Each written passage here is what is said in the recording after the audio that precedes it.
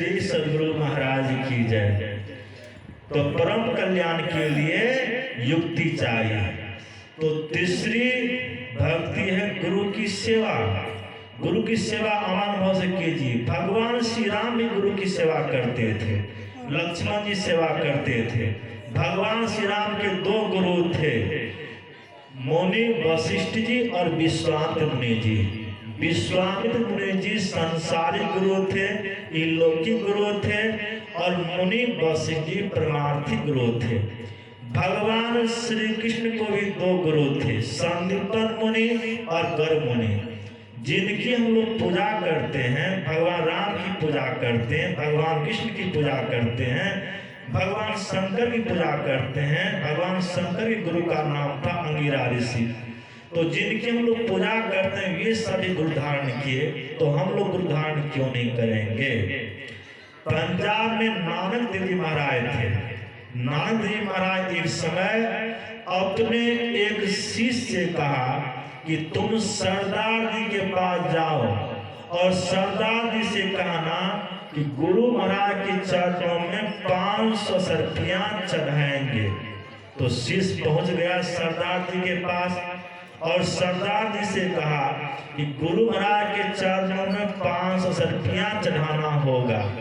सरदार बिल्कुल गरीब थे, वे मन में सोचने लग गए कि मैं 500 सर्पियां कहाँ से लाऊंगा।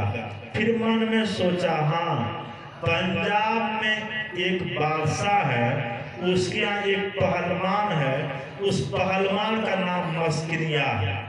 वो इतना मजबूत पहलवान है कि उससे कोई लड़ना नहीं चाहता है। जो कोई लड़ने के लिए जाता है तो एक बार झड़क देता है तो किसी का माथा फूट जाता, किसी का हाथ टूट जाता, किसी का पैर टूट जाता है। उस पहलवान से कोई लड़ना नहीं चाहता है। तो पूरे राज भर में ढिंढोरा पिटवा दिया बादशाह साहब और कह दिया कि जो कोई मेरे पहलवान मस्किनिया से कुश्ती लड़ने के लिए पहुंच जाएंगे तो हारने वाले को 500 सर्पियां इनाम में दूंगा और जीतने वाले को महंगा इनाम दिया जाएगा। तो सरदार जी का नाम था झंडा। वो अपने बेटे को समझा बुझाकर पहुंच गया बादशाह साहब के पास और बादशाह साहब से कहा, बादशाह साहब मैं आपके पहलवान मस्किनिया से कुश्ती लड़ने आया हूँ। बादशाह साहब नीचे से ऊपर की ओर देखकर कहा, अरे बुढ़ा तुम मेरे पहलवान मस्किनिया से कुश्ती लड़ोगे? कहा, हाँ कुश्ती लड़ूंगा, लड़ूंगा नहीं पछाड़ूंगा भी, अब पछाड़ूंगा नहीं बल्कि सिकरी का हार तोड़ दूंगा। बादशाह साहब बुलाए अपने पहलवान मस्किनिया को और मस्किनिया से कहा, रे मस्किनिया जब बुढ़ा तुमसे कुश्ती लड़ने आ गया है।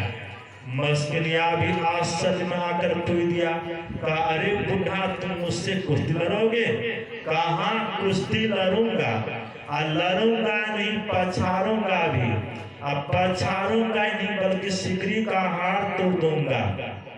एक मैदान में समय रखा गया कुश्ती लड़ने के लिए।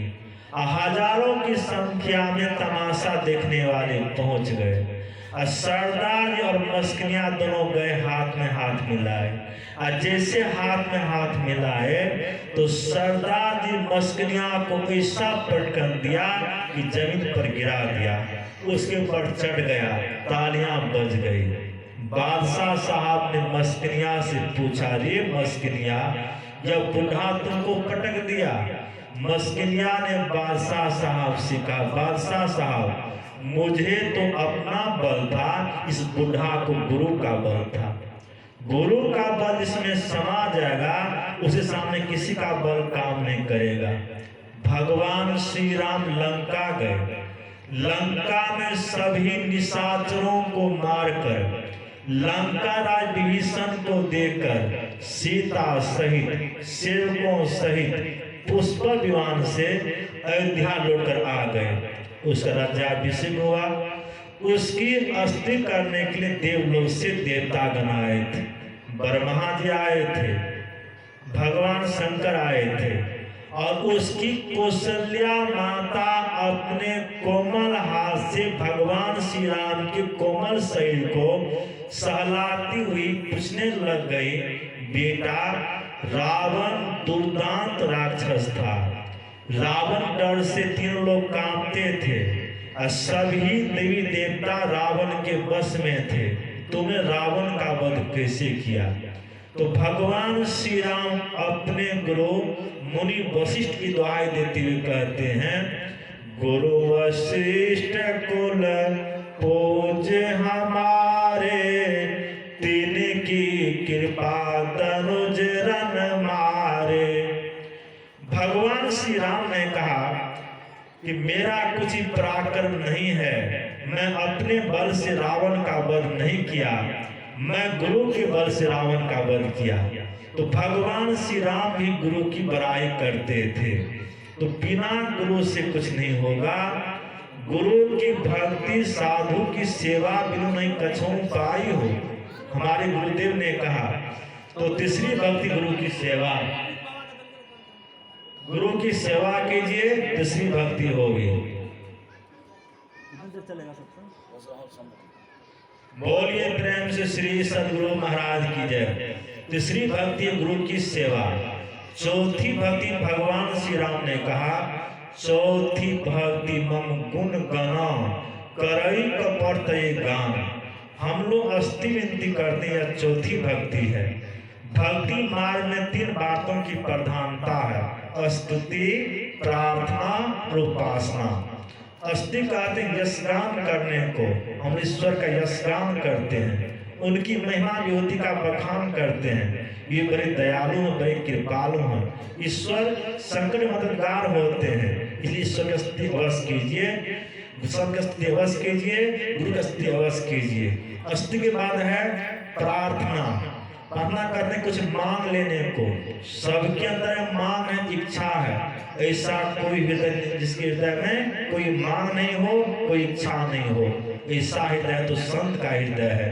चाह गई चिंता मिटी, मनवा बेपरवाह, जाको कछु नहीं चाहिए सोई शहंशाह। चाह सभी को खा गई, चाह सभी का पीर, जाका चाहना कुछ नहीं, ताका नाम फकीर। फकीर किसे कहते हैं? फिकर फारी कफनी करे, ताका नाम फकीर। जिसने फिकर फार कफन बना दिया, उसी का नाम फकीर है। तो मेरे पास कुछ चाहना नहीं, चाहना तो संसार लोगों के पास रहती है। कबीर साहब वचन में आया है, ऐसी दीवानी दुनिया भक्ति भाव नहीं बूझे जी, कोई आवे तो बेटा मांगे यही गुसाई दीजिए जी। कोई आवे दूर का मारा हम पर कृपा कीजिए जी, कोई आवे दौलत मांगे भेंट रुपया लीजिए जी। कोई करावे ब्याह सगाई सुनत गुसाई दीजिए जी। साचे का कोई गाहक नाही, झूठे जगत पतीजे जी। कहे कबीर सुनो भाई साधो, आंखों को क्या कीजिए जी। संत कबीर साहब संसारिक मान रखने वाले को अंधा कह दिया। तो ईश्वर से ईश्वर को ही मांग लीजिए। ईश्वर से कहिए, ईश्वर आप इतनी शक्ति दीजिए मैं आपको प्राप्त कर सकूं। ईश्वर प्राप्त करने के तो ईश्वर की माया मांगनी मिल जाएगी। हम लोग दुकानदार भाई के पास जाते हैं कोई सामान खरीदने के लिए। दुकानदार भाई केवल सामान की कीमत देते हैं। दुकानदार भाई जब सामान नहीं लगते थैला में करके देते हैं। उस तरह से हम लोग जब भक्ति में निपुण हो जाएंगे, भक्ति पूरी हो जाएगी, तो ईश्वर तो मिल ही जाएंगे, ईश्वर की माया मांगनी मिल जाएगी। तो चौथी भक्ति है गुणों का गान करना। पांचवी भक्ति में भगवान श्री राम ने कहा, मंत्र जाप मम दृश्वासा, पंचम भजन सुवेद प्रकाशा। एक मंत्र का जप, एक रूप का ध्यान, पांचवी भक्ति है। और छठी भक्ति भगवान श्री राम ने कहा, छठ दम शील विरति बहुकर्मा, निरत निरंतर सज्जन धर्मा। छठी भक्ति इंद्रियों का निग्रह करना है। जब आप दृष्टि साधन करेंगे तो इंद्रियां बस में हो जाएगी। और शरीरों का धर्म है पांच पाप से बच के रहना। पंच पाप से बच कर रही, यह शरीरों का धर्म है। और दृष्टि साधन कीजिए। दोनों आंखों में दो किरण, दोनों किरणों को मिलाई एक कीजिए। दो नैना बीच सन्मुख देख, एक न मिले देख। नयन बीचो बीच सन्मुख एक टक देखत रहो, आप ही वह बिंदु झल के पट गिराने लिखत रहो। तो दोनों आंखों के बीच में दृष्टि को समेट कर देखेंगे, प्रकाश होगा।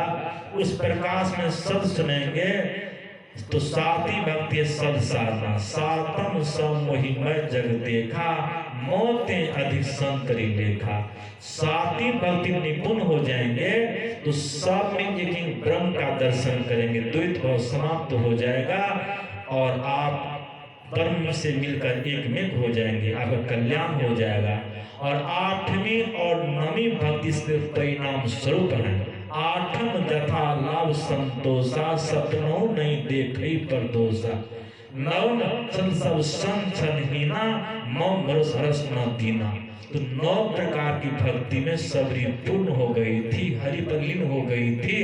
जहां से कोई नहीं लौटता है तई जोग पावक देहरी पर लीन वही जाओ नहीं फिरे।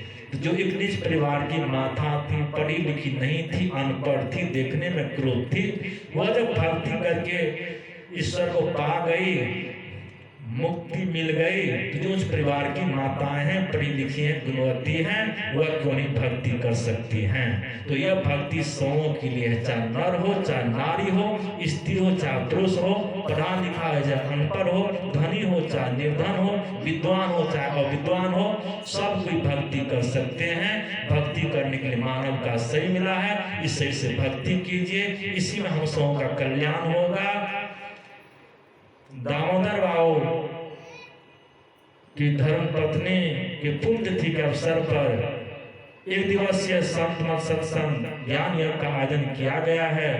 तो मैं गुरु महाराज से विनती करता हूँ कि उनकी आत्मा जहाँ कहीं हो तो उनकी आत्मा को, दिवंगत आत्मा को हमारे गुरु महाराज शांति प्रदान करे, सुख प्रदान करे।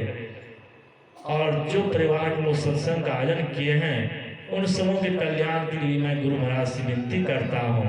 जो सत्संग में आए हुए हैं उन सबों कल्याण के लिए मैं गुरु महाराज से विनती करता हूँ। और निज शब्दों साथ में अपनी वाणी विराम देता हूँ। बोलिए प्रेम से श्री सद्गुरु महाराज की जय। श्री